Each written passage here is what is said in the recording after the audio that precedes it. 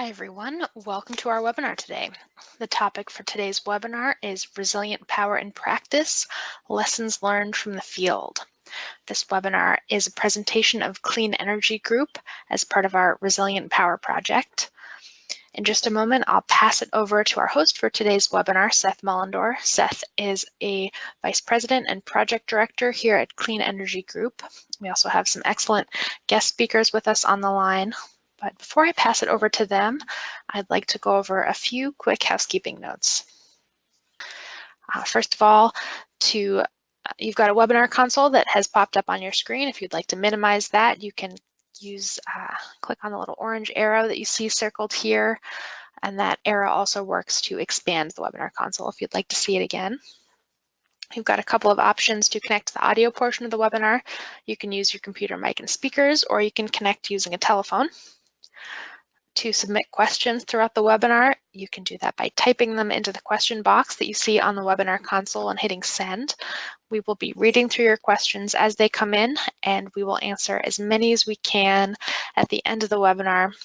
We'll save about 15 or 20 minutes for a Q&A with the audience, and we'll get to as many questions as we can. We do expect to have a lot of people on the line, which means a lot of questions. So to make sure that we get to your question, type it in when you think of it. Don't wait until the very end. And a final note, this webinar is being recorded. We will send you an email probably this afternoon with a link to the webinar slides as a PDF and to a copy of the recording. We'll also be posting all of those materials on our website. And you can find those and all of our previous Resilient Power Project webinars on our website, and the address is here. It's resilient-power.org. So with that, let's get the webinar started. I'm going to pass it over to our host for this webinar, Seth Mullendore. Thank you very much, Sam, and thank you to everyone for joining us today. I'm going to have a brief introduction here to who we are, and then I'm going to pass things over to our presenters for the day. So just to give you some background, Clean Energy Group is a national nonprofit based in Vermont. We are completely foundation funded, our work here, and these are the foundations that support us. We also have a sister organization called the Clean Energy States Alliance, which is a membership organization that's generally comprised of organizations that manage state clean energy funds. A lot of state energy offices are members of that. I'd also like to talk to you about the Resilient Power Project. That is the project that is bringing you the webinar today. Resilient Power Project over the past several years has been working to increase accessibility to solar and energy storage technologies among disadvantaged communities in order to provide resilient power. Really came in the wake of Superstorm Sandy and the need for a better alternative for diesel generators. But we've seen time and time again that that's played out when there's major outages across the country. In addition to providing backup power, we also promote that these systems can provide economic benefits as well. And the goal of the project is really to bring those benefits, both the backup resilient power benefits and the resiliency that comes with lower electricity bills to low-income communities. Specifically, we focus on projects in affordable housing and critical public facilities. We also work at the policy level, trying to get the right programs and incentives and regulatory environment in place to make sure that solar and energy storage are accessible both economically and through the regulatory environment for folks that want to install the systems. We put out a lot of reports on these. There's a few examples down below, and as Sam mentioned, if you want to learn more about that project, you can go to resilient-power.org.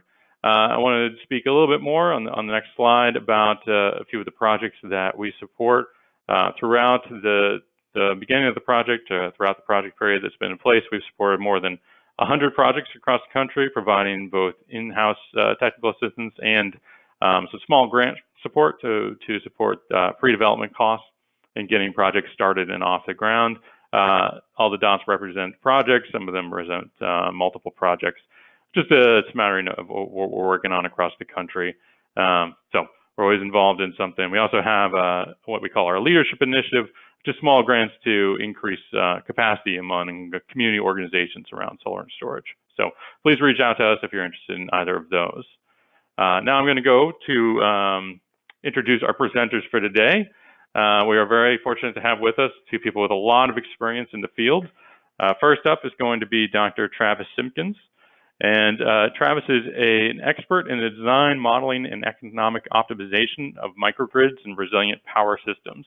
He is Chief Technical Officer of muGrid Analytics, where he provides comprehensive energy strategy consulting and investment-grade techno-economic analysis and optimization of energy projects to developers, utilities, financiers, and component manufacturers.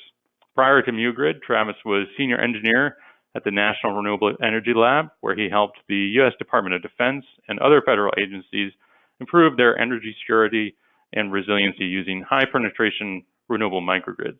Travis has an SM and PhD in electrical engineering and computer science from Massachusetts Institute of Technology and a certificate of financial engineering from the MIT Sloan School of Management.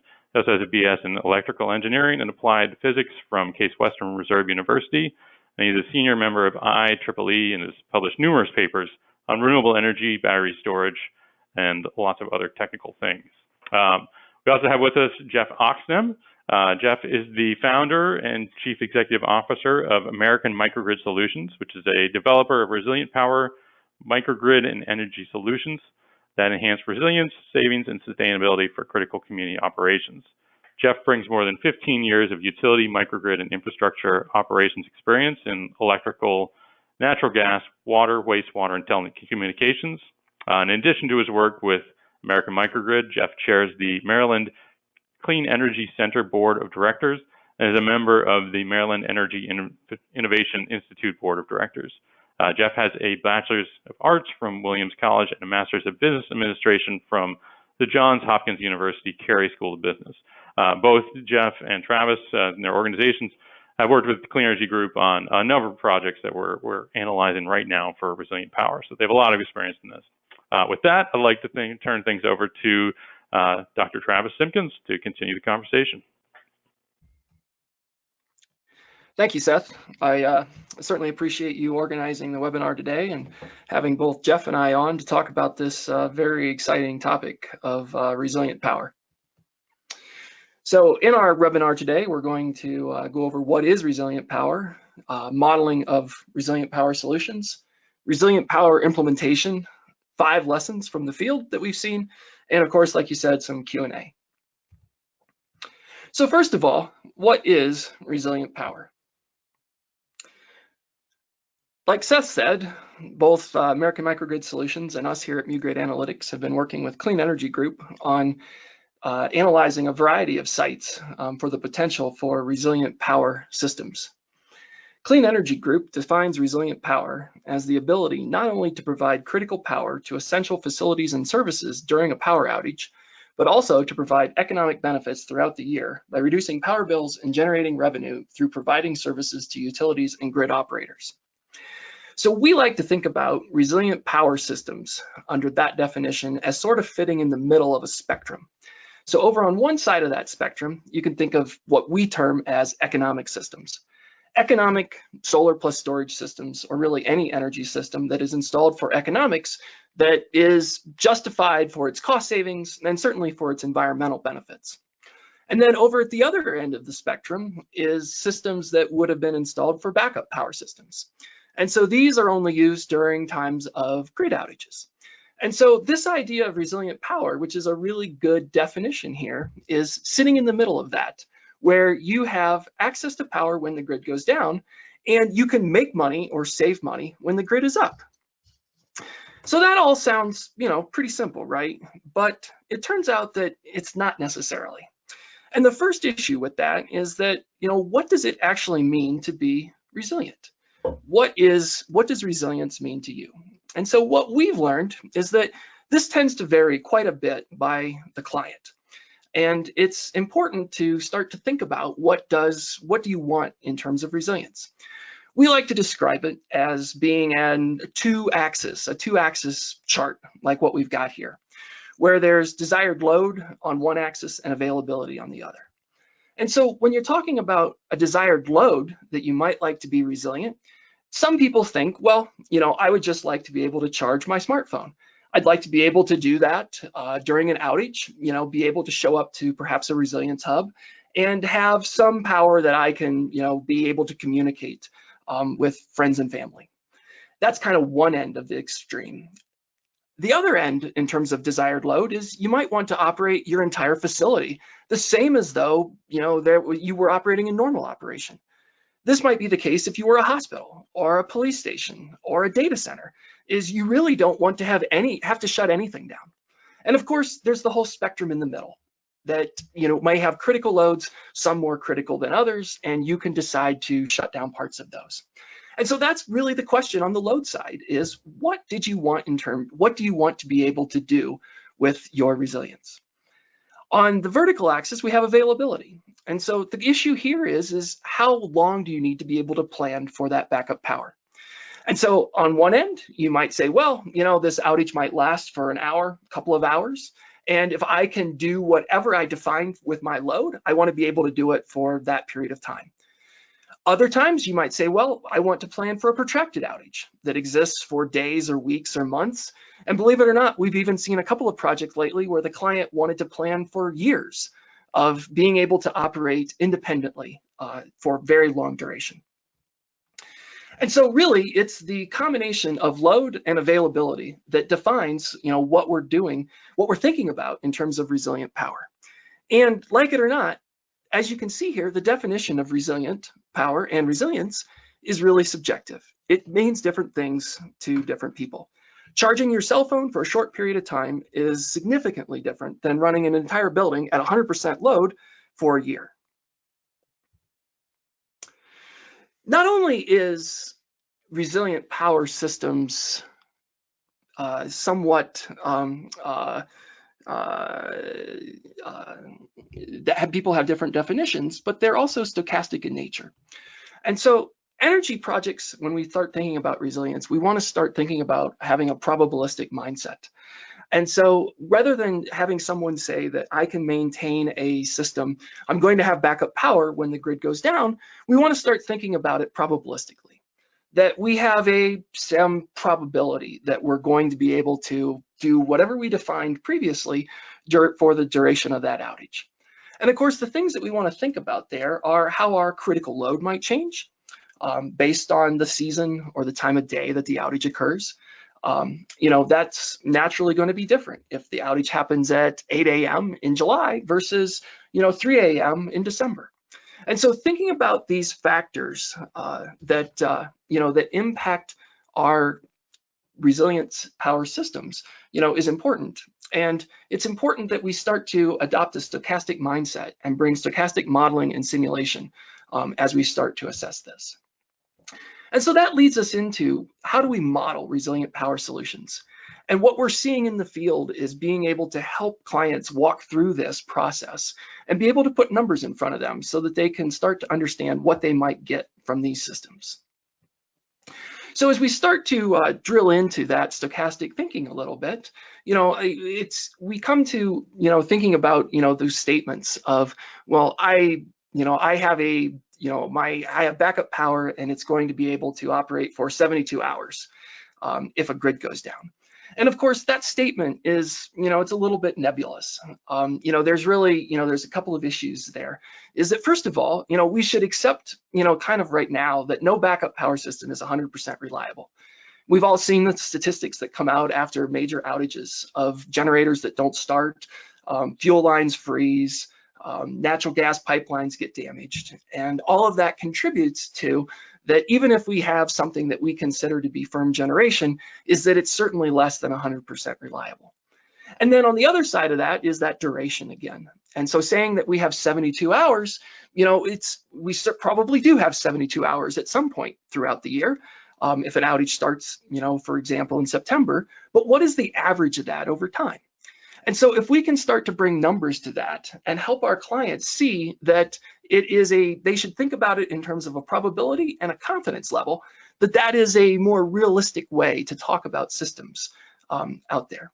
And so this graph up here kind of illustrates that concept where you see that, this system, for example, has it can survive a 2-day outage anytime throughout the year with a 90% confidence level. And as that outage gets longer and longer, the likelihood that it's able to sustain power through that, goes down for all of the reasons that, we listed over here to the left. And so, it's the question of, how much resilience do you want? Are you willing to pay more to go from the 95% level to the 99% level, or the 99% level to the 99.9% level? And of course, we can keep adding nines to that. Well, these are the type of issues that we work at helping our clients address here at muGrid Analytics.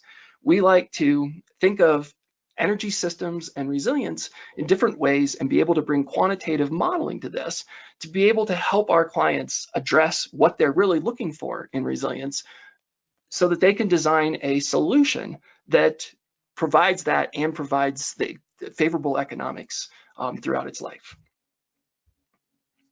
So in this talk today, like we said, we're really focused on what solar plus storage can do for resilient power systems. So let's dive into that for a moment. So as I mentioned earlier, there's kind of a spectrum in terms of where resilient power sits between purely economic systems and purely backup systems. And sort of the reality today is that most systems going in are put in for economics. They're certainly achieving cost savings through avoided costs or demand charge reduction. But they're not necessarily put in with the appropriate hardware or configuration topologies to be able to operate in islanded mode. And so, let's take a moment and just say, well, we've done that. What are the issues that we need to think about?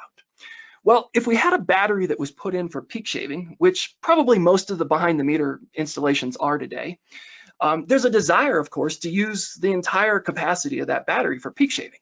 That's the way that you're going to save the most money, is you want to be able to use the asset that you put in. But now if we think about wanting to use it for resilience purposes, we might have an issue. The outages on the grid are probabilistic. What if that outage occurs when the battery just finished its peak shaving cycle and is now at or close to a 0% state of charge? We don't have any energy in our battery to be able to operate and back up our system.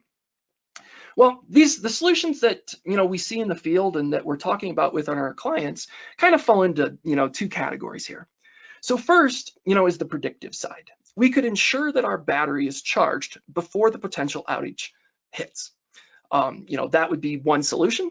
And another one might be is that we could oversize our battery such that we're going to reserve a portion of it for resilience at all times. And so essentially say that we're just not going to take it all the way to the minimum level during our peak shaving cycle, that we're going to have some at the bottom. And of course, reserving part of your battery and oversizing it are really, the same thing as we'll look at. So let's dive into strategy one for a moment and think about what happens if we have a system that we're using for economics and we also want to be able to get some backup power out of it.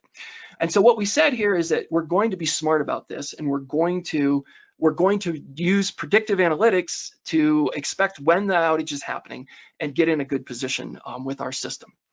Well, most major storms are indeed, pretty predictable these days, and we get those warnings hours and sometimes days before they occur. And so if you think about Hurricane Sandy or Hurricane Katrina, or the 3 hurricanes from last fall that hit Texas and Florida and Puerto Rico, we had pretty good warning that those were coming. And so it would certainly be possible for the system operators in those locations to take their systems up to a full state of charge ahead of time. The issue that we see, though, is what happens for the minor thunderstorms that, say, hit the East Coast once a week in the summer. Or in reality, we are a Colorado company here at muGrid, and they happen in Colorado as well. And so minor thunderstorms that are occurring, regularly, do we want to be able to mitigate outages that those might cause as well? And the issue is that deciding to stop peak shaving for even one day probably means that there was no point in peak shaving during that entire month. That's kind of the nature of peak shaving, is that you need to be able to do it consistently. And so every time you take your system out of economic operation, you are potentially sacrificing that. And so if there's a look back, that might even, not peak shaving one day could have ramifications for the entire year's worth of savings. So when do you decide to stop peak shaving? Do we do it just for a Category 3 hurricane? a nor'easter, a thunderstorm? You know, those are the questions that, you know, we need to think about, you know, with our clients. And as you can see, there's this tension between operating for economics and preparing for outages.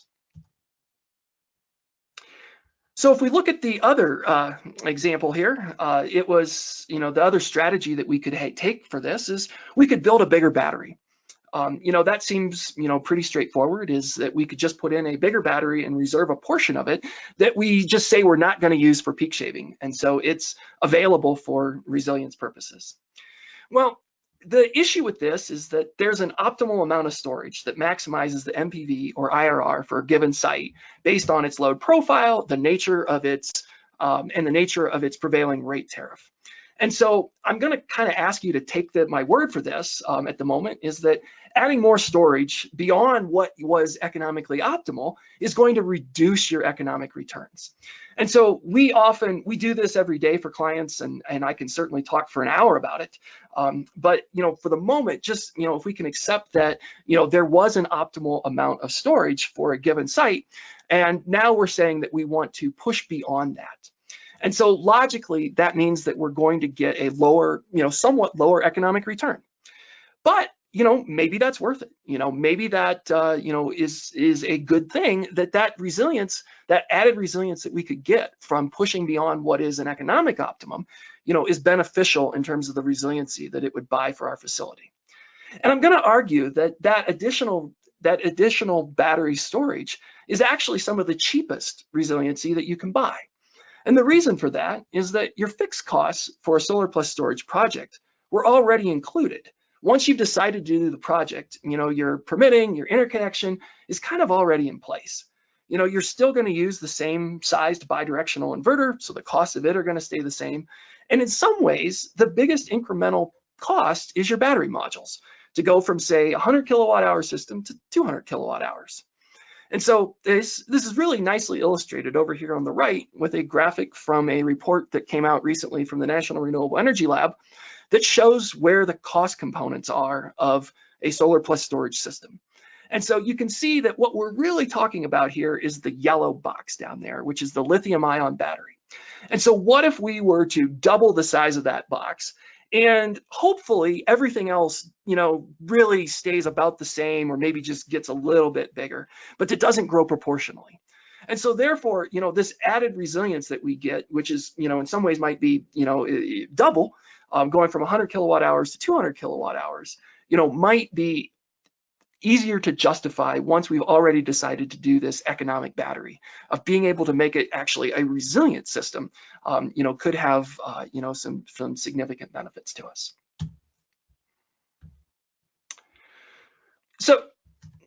So let's, you know, take for a moment that we've done this system, that we have a solar plus storage system that we've decided to implement, and we want to now think about what sort of resilience that we can get off of it.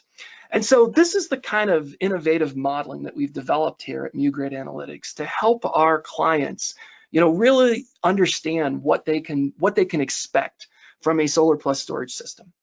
And so what we're interested in here is to determine the number of hours that this solar plus storage system can maintain its critical load before failing. And we're going to define that as the performance metric in islanded mode of this system. And so we've got a number of assumptions, and we could really say that this is also known as, what does resilience mean to you? Because we could argue with really any of these, and they would impact, you know, what our simulation would look like. But for the moment, let's take a look at these. That's, you know, our first one is that batteries are fully charged at the start of the outage. And so this is saying we're going with strategy number one, that we're going to stop peak shaving in sufficient time such that we always enter an outage with full state of charge in our batteries. And then we're going to assume that our critical load is 50% of the normal load. Again, you know, that's purely subjective and will vary based on, you know, client needs. And then finally, and this third point is really important here, is for our modeling purposes here, we're going to assume that when the system fails, when the solar plus storage system alone cannot maintain the critical load, that the system has failed forever, and that or at least until the end of that outage, that for that outage, it is done. And we know that this isn't necessarily true, that depending on your definition of resilience, you might not be able to continue to supply power to the site at 6 p.m. because your battery is empty and the sun has set, but tomorrow morning is a new day. And so you could start over then, but overnight you might not have any power. But for the purposes of this simulation, we're going to say that once the system failed, it failed, and until the grid came back up, it was done. And so the graph over here at the right shows, what the results of that look like for a site in the Pacific Northwest that was considering a solar plus storage system, just like we're talking about for resiliency. And so it's interesting here, what you're seeing is that the hours of resiliency that they could expect based on that start point of the outage throughout the year. And so over the summer months, they're actually getting, pretty consistent, almost, you can almost start to say guaranteed they're going to get 5 hours of backup power out of this system from July to August. And the reason is that they actually have lower loads in the summer because they heat with electricity, and they don't really have cooling loads. And also their solar production is higher. And so when the outage happens in the summer, they're in a pretty good state that they're going to get somewhere between, 5 and 25 hours of backup power out of that system, depending on, what time of day it started. But during the winter, it's significantly less. They've got less solar, and they have a higher load. And so, at times, their system isn't providing a whole lot of, resilience at all. And so, really the takeaway here is that the amount of resilience that a solar plus storage resilient power system can provide is going to vary depending on when the outage starts. And so that's where you really need to take this stochastic mindset that we're talking about. And so let's shift for a moment to what it looks like to have resilience in hybrid systems. And so, of course, if clients have a need for resiliency, they probably already have some sort of backup power system.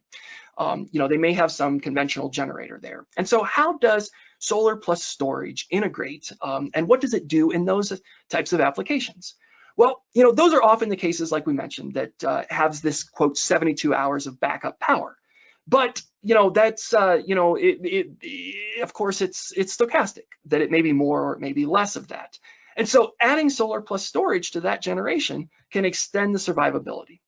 And we'll show you briefly how that can work on this slide, where you see again, this is our this is the the outage duration that it can be expected to survive.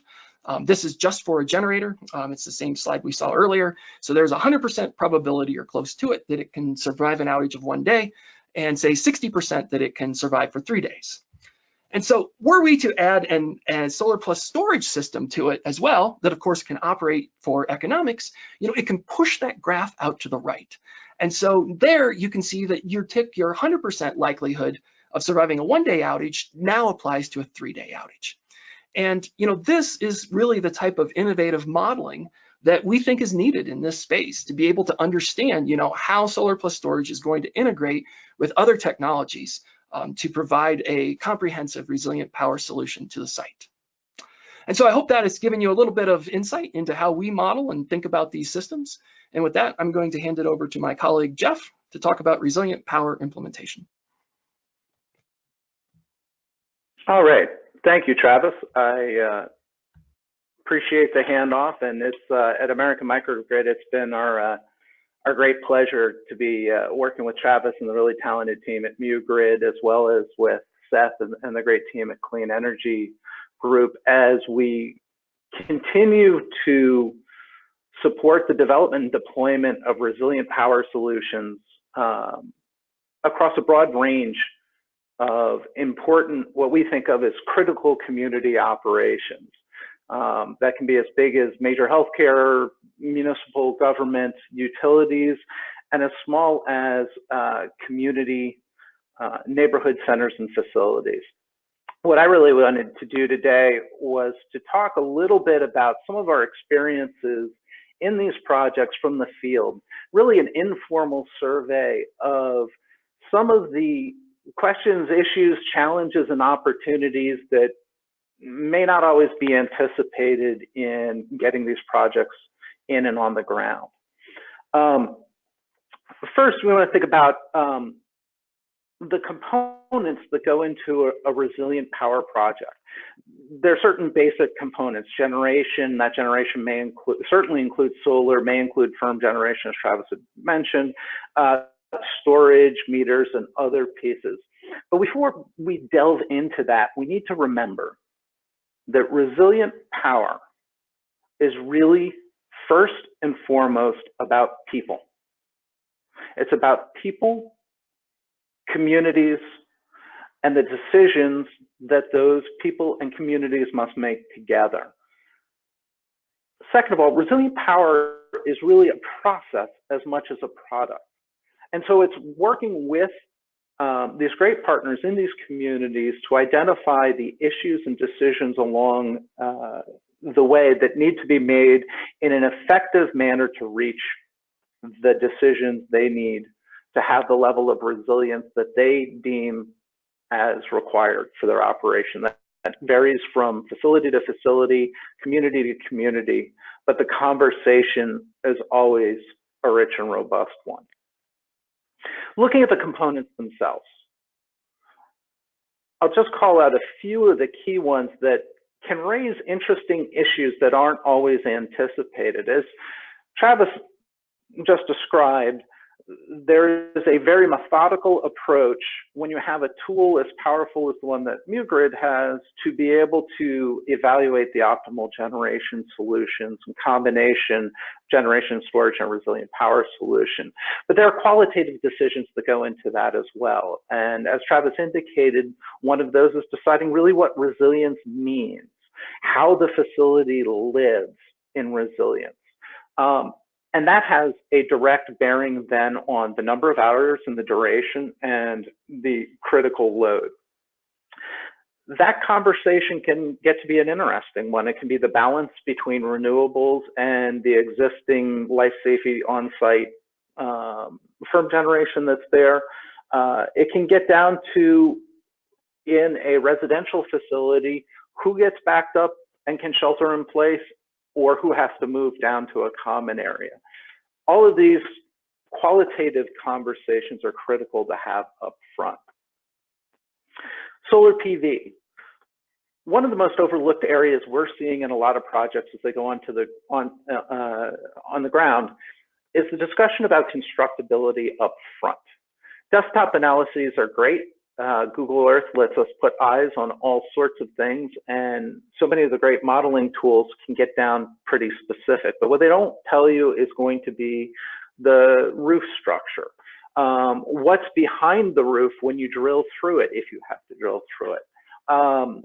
Where there are unexpected problems in constructability and challenges that may take an otherwise promising project and make it a bit of a challenge. The problem with not addressing them early enough is enthusiasm builds around these projects among many stakeholders. And if you haven't identified that there's going to be some of these hurdles along the way early, that enthusiasm can build and then be deflated later on. Storage. The conversation about storage is evolving throughout the country and is a interesting one on a lot of different levels from how people approach it.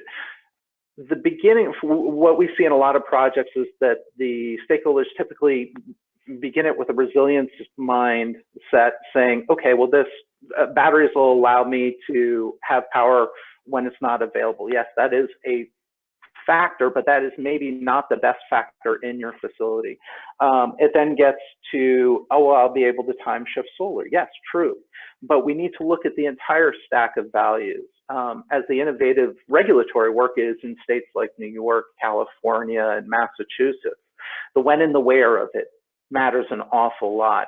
And in conversations with customers, helping them to appreciate the value of peak shaving in that value stack is pretty critical. We're all still putting arms around how that is specifically valued.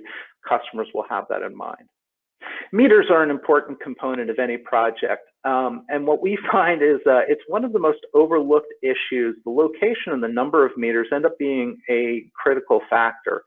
Services of different size often come into buildings, particularly older buildings, and that can really limit what the options are for the type of solar, type of storage under the regulatory regimes. So understanding those, where those services are, what they're powering, particularly when you have older buildings with incomplete information. And finally, these systems are only as good as they operate. And it is critical to be able to understand who's going to operate the resilient power system, how they're trained, where they get the information, how they're supported, and in a emergency operation situation, how they're going to get to the site. Again, an often overlooked piece of the capacity of communities to address these critical resilient power issues. So we're going to take a look here quickly at some anecdotal information, key takeaways from a number of projects that we've been involved with that have really sort of brought to light some interesting and sometimes unexpected results. It's part of what makes it fun and worth getting up and going to work every day. We tend to work on projects all around the country, but with a variety of different communities and customers, from healthcare to community centers to nonprofits. Timing is everything. One of the projects we were working on intended to integrate storage with the planned solar on an innovative redevelopment of a school in Buffalo, New York. Fascinating project. Organization is a real leader in the community, and a lot of eyes on the project and a lot of roles that the project provides in the community. One of the challenges we faced, and I think we see this with a lot of these projects, particularly in the smaller ones, is that the analysis was underway on the storage component while the project was already under construction and in the midst of an evolving regulatory landscape change in New York State. When we execute these projects and some of these decisions about the integration of storage or solar or the other pieces come into play, the later in the process, the more challenging it can be. So our key takeaways, resilient power projects like this have important community-wide impacts. And really, this project in particular was helping to support a number of issues in the surrounding neighborhoods. But it's important to quantify resilience goals early and set up a team, both internally within the organization that's going to host the project and from a design and engineering standpoint, that's going to be able to execute and focus on what those resilience goals are. A moving playing field. We're working with some folks at the senior living facility in Massachusetts to integrate storage into a planned rooftop. And again, we have a moving playing field in Massachusetts with the evolution of SMART. Key takeaways in this project: sometimes visionary organizations and the champions within them, like this one, can unlock valuable insights to what the nature of the regulatory environment is going to be, even when energy isn't their primary mission. And this project in particular is helping to do that, and is one of the earliest digging into the opportunities to do solar plus storage in SMART in Massachusetts. The challenge, of course, is trying to do the analysis process in that moving playing field. So we really tried to time the analysis process to keep forward momentum, even when we didn't have the perfect information about where that project, where the final numbers were in the regulatory regime. Other key takeaways: to keep strategies flexible. The client went into the project initially interested in resilience, and yet we found that peak shaving was a critical value in here, and configuring around those decisions evolved along with the regulatory evolution. Smart Cities Go Micro. This is a very unique project outside of Washington, D.C. A small community is thinking very big. They're looking to develop a smart city in a small footprint. And they wanted to have a resilient power solution, in fact, a microgrid that would work with it. The challenge here is one that you'll face in many of these smaller projects where there's a small staff, limited resources. In this case, because it's involving smart city innovations that are really designed for much larger cities, multiple project partners and evolving funding sources. Key takeaways for us on this project: never be afraid to think big when it comes to reinventing a small community. The visionary mayor and the community here really are taking a new approach to economic development and helping to bring this community along, integrating resilient power as an element of that. The challenge, though, is that small projects with multiple funding sources create project management hurdles that are often overlooked. Timing becomes a little bit more challenging and unpredictable. You have to really get very flexible and proactive with these projects to keep things moving along. Big things in small package. Very interesting set of neighborhood resilience facilities in Baltimore, Maryland, working with the community with small organizations in very small facilities, often very old and somewhat structurally challenged, that seem to create a constructability challenge every time you turn a corner. Key takeaway here is that while these facilities can play a huge role in resilience for the community, particularly in neighborhoods where you have vulnerable populations that aren't particularly mobile in emergency situations, it's critical to invest early in collecting and field verifying data, really understanding the services that come into the building, what the limits are, and where individual pieces and solutions will and won't work. If you have a circuit that has the air conditioning on one, if you have a system where you have air conditioning on one circuit and you have all the lighting and other functions on another, you're finding yourself having to develop two solutions in a small footprint where cost can be a considerable constraint. Solar ready and resilience on the go. Working on some projects in Washington, D.C. with incredibly talented and motivated people trying to develop resilient power solutions in community centers. Lots of different entities are involved in the management of these projects and decisions that are involved in it. What that means is you have a tremendous amount of talent coming to the table, but it can also be a project management challenge to be able to leverage those effectively, to be able to get the most effective set of solutions and answers to get projects on the ground. I also found with some of these, the facilities themselves are community centers that are being repurposed or additionally purposed as resilient facilities through work that's being really led and innovated by the Urban Sustainability Directors Network and their great resilience team. But we found that with some of these projects, when budgets were tight, innovative designs were really necessary on the community center to make them have resilient power optionality. We'll often see where projects get begin to be value engineered because cost is always a consideration. What was originally anticipated to be able to support solar and or storage can be scaled back. Phasing in those resilient power components later and trying to retrofit are often challenging and create unexpected hurdles in constructability and other areas that can make a project far more difficult. These projects were particularly creative, bringing in mobile standby generation and trying to make the facilities solar ready, but still challenges emerge as these play out over time. Finally, virtual reality and microgrids, looking at a senior living campus in Massachusetts again, trying to develop a resilient power solution that optimizes multiple buildings together. And here the question is, to microgrid or not to microgrid?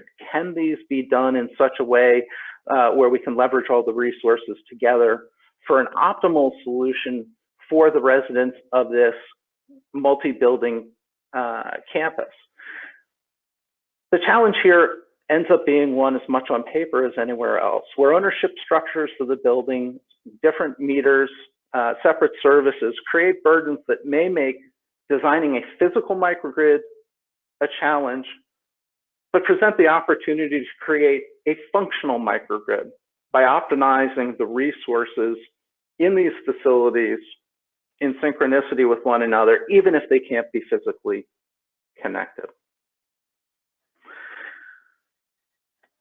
So that brings us back to some of the lessons that we've learned from the trenches. Number one, commit to resilience early in the decision-making process. Significant number of projects where resilience and sustainability or performance goals are set as aspirational early, but not defined enough specifically, and find that as the engineering and design process goes along, trying to hit specific objectives for resilience is more difficult to do later on than if those were set early. As Travis and the muGrid team point out, we're looking at a spectrum of decisions when we look at resilience and economics. If resilience is going to be a driver, commit to it early. Build the right team. That's internal and external. Any of these projects takes time. It takes a team. It takes the engineers, modelers, architects, EPC firm, and the community and the actual client itself. Make sure that that team has the right talents on it and that they're aligned and focused on that goal, resilience, financial, or the combination along the spectrum that you're targeting early. Or you'll find that certain design decisions will be made that don't necessarily comport with what your anticipated goal was. Set those goals clearly and specifically, starting with critical load and outage duration, and then begin to walk along the process of the other critical decisions that are necessary to be able to execute the project. Assumptions and data matter. Assumptions and data matter more, I think, than folks really pay attention to early on. The assumptions that go into the model, even the sleeper ones about discount rates or anticipated escalation of utility pricing, those can have a huge bearing on the economics of a project. Bringing those together, coming to common consensus about them amongst the team and getting them down clearly is critical. Supporting those with the right data ends up being a critical and challenging piece that is often overlooked in these problems. Things as simple as as-built drawings that aren't always available, particularly for the smaller, older facilities, or being able to have good usable load curves that somebody who has really spent a lot of time with them can run the proper test of reasonableness on.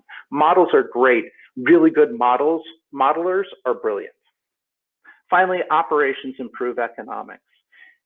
The success of a project over the long term, its ability to meet its goals, really depends on the caliber of the operational team.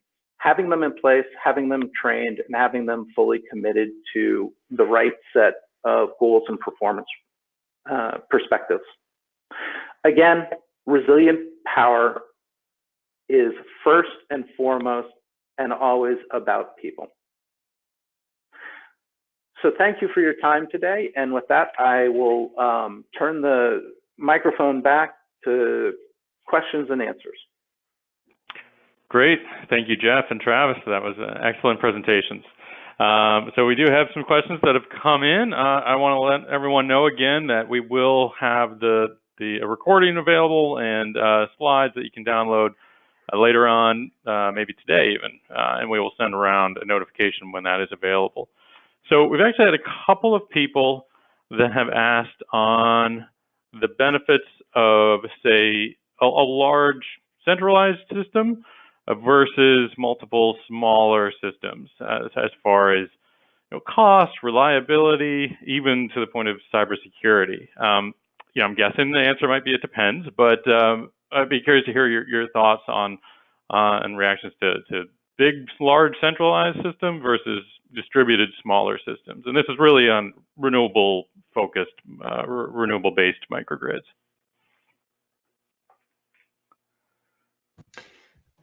Well, I'd be happy to comment on that briefly, Seth, and then get Jeff's comments. But that ties to one of the things that Jeff mentioned there in terms of we see this in sites that have multiple meters, and it causes, that causes one of the issues, and it's a surprising issue that, you have from an economic perspective, you have a desire to put, have multiple meters because you can either, put solar on it and, not exceed an interconnection limit or a net metering limit. So there's the benefit there, and so you see a lot of meters. But then when you go into islanded mode, your systems are kind of on that meter, and now you either need to have additional hardware such that you can combine those during an outage, or else sort of each meter is is on its own. And so we kind of think that ideally from an optimization perspective, that if you could have all of your assets available to address all of your load, that's kind of the best case, is it gives you the most flexibility. But in reality, you're oftentimes dealing with the realistic cases where each building is on its own meter, of a campus, and so either you need to figure out some master metering if you want to do a centralized system, or you're sort of putting individual systems there. Great, Jeff. Did you have anything to add? Yeah, and I hate to take the hedgy answer, but it really does depend on the situation and the type of facility you're talking about, whether you're talking about the the scope of a neighborhood or a small campus, or even within smaller levels. The biggest challenge, I think, is Travis was really pointing out, is multiple meters, multiple systems add additional cost, and it's more pieces to try to integrate together, so that it can add some flexibility to have multiple facilities in as much as they're individually operated. It adds a lot of expense to it.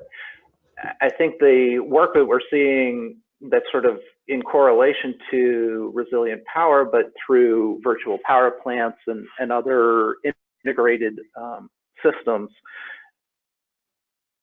plays into those decisions when you're looking at a larger scale.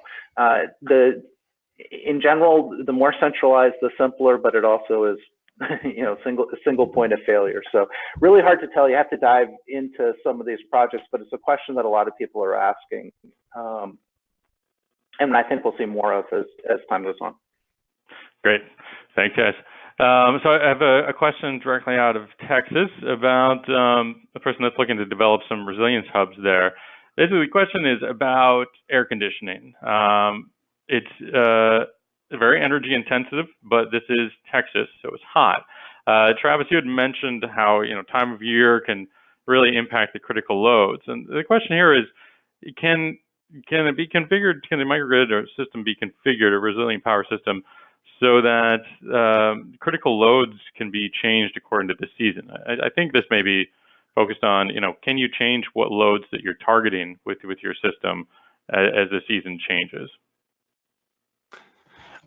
Yeah, that's a certainly it's a good good question. I think it was in the list of things that Jeff presented in terms of what makes up a resilient power system, and certainly your loads. You should it's the opposite side of the same coin. If you want to maintain your operation of your facility, you can either provide more power or you can get your loads down, and so. Being able to, decide, what your HVAC loads look like, during different parts of the year. And so, from a design perspective, it gets to, a bit of, are you designing to the worst case? Are you designing to that, that July day where your HVAC loads are at their peak? And then, not having to do that the rest of the year. And in terms of being able to, sectionalize your facility, that's, certainly, being able to, to have your emergency load panels, in terms of, being able to build new facilities, I think there's more thought going into that. We deal with some, with Jeff here that, that it's kind of a rat's nest, of circuits, and, reconfiguring those can be expensive. And so if you have the opportunity to design a new facility, and have those loads such that you can, you can sectionalize them, you can, turn off these during parts of the year, certainly, the more flexibility you have like that, the better. Great. So, essentially, you could design a system where you say, if you're in Texas, you could say, if it's the hot summer months, we're going to prioritize AC, and maybe we'll knock off and say we're not going to be able to operate the elevators during that time. Is that kind of the idea, the possibility, if you have that flexibility? Exactly. Being able to, to isolate your loads. You have a given amount of power. It's, if you have panels and a building automation system such that you can turn off certain parts of it, that's definitely an ideal case. Great. And that's one of the areas too, I think we'll see a lot of evolution quickly, that integration between control systems, microgrid controllers or smart inverters, and these building energy management systems to be able to do that on a more specific and dynamic level. But it's a place where we're still kind of as an industry getting to. Some of that control is there, a lot of that optionality is, but it's still evolving. And for a lot of these smaller projects, it's an expensive proposition. So that's one of those classic trade-off issues. I also want to mention, it's interesting to bring up HVAC in the resilience context. So that's one of the challenges we look for in resilience facilities, particularly like the community resilience place that'll be a place of refuge, as in the USDN resilience hub concept. Because where typically an engineer who would be looking at a building design would say, okay, your critical load's going to be this, that, and the other. It's going to be, some lights, the elevator, whatever you have to do for life safety, plus a few pumps to make sure that things don't back up. But we can shed everything else. Well, now, if resilience is your function, particularly if you're trying to bring people in an emergency situation together, suddenly your critical load is 100%, maybe even more than 100% of your normal load. And that is a pretty significant turnaround in design concept for a lot of folks. Yeah, no, that's a really interesting point. Thank you, Jeff. And let's see. I know we're starting to run out of time here, but I'm going to try to squeeze in one more couple of questions combined together. And this gets to financing and funding. One specifically, a person was asking about, Jeff, I think you'd mentioned for the Smart City project that there was some innovative financing. They're wondering, was this talking about a PPA, a grant, or microgrid as a service? And then I'm going to combine this with another question that came in talking about the value of resilience and how that can be quantified and assigned a value, and basically how can these kinds of resilient power projects attract investors when it is so difficult to monetize the resiliency benefit. So nice, soft, easy question here to round things out. Yeah, so finance is the elephant in the room in a lot of these issues. The engineering's interesting, but it isn't sometimes nearly as challenging as figuring out how to get the dollars and cents to work out for projects. And particularly when you're talking about a resilience environment, not just a financial return model, but when you get to that end of the spectrum that's really trying to emphasize resilience, it does become a lot more challenging. There's a lot of good pioneering work that's being done in terms of valuing resilience. And while in certain applications, like if you look at data centers or industrial applications, those metrics are pretty refined and specific. For the bulk of customers, the bulk of the building stock, the bulk of people, it is a far more subjective measure for what that value of resilience is. So it's sort of wrestles in with the rest of the mix on how you establish a project budget. For a lot of the community facilities and some of these smaller projects, even the mid-sized commercial projects, the tools to finance these systems are still evolving. The solar components are pretty mature, and now we have the ability to use some of those tools, tax credits and whatnot, with solar and storage. But a lot of these are nonprofits. A lot of these are too small for the transaction costs associated with larger PPAs to be borne. So it ends up being a real hybrid of sources for financing these systems. We've been working with a number of folks in the investment community and related finance specialists on trying to more standardize the process around this to reduce costs. The way we saw soft costs start to come down in solar, and now we're seeing in storage, and looking at innovative ways to potentially warehouse and bundle these projects or use other tools. Right now, unfortunately, particularly with the smaller projects, it's project by project, and there's some great leadership starting to chip away. The green banks are starting to help. PACE is starting to help, but it's still early days. Great, thanks, Jeff. Yeah, I know there's not enough time to get into all the issues, unfortunately. So with that, we are out of time now, and I am going to turn it back over to Sam to close things out. Thanks so much to Travis and Jeff for joining us today, and thanks everybody who joined us for the webinar. Sam, I'm going to turn it back to you to let people know about some other things we have upcoming. Thanks, Seth. So we do have a bunch of webinars coming up. These are just a few of them listed on your screen.